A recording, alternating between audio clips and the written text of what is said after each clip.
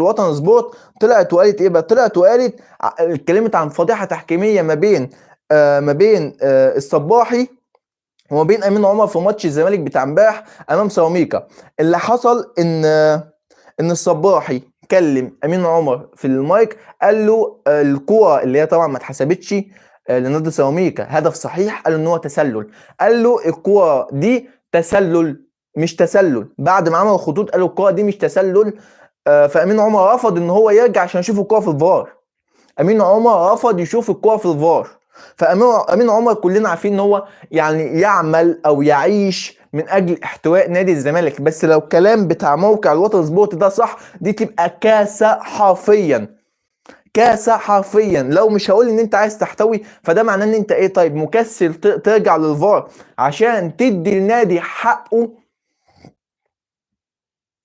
ايه تعليقكم؟ انا عايز حضراتكم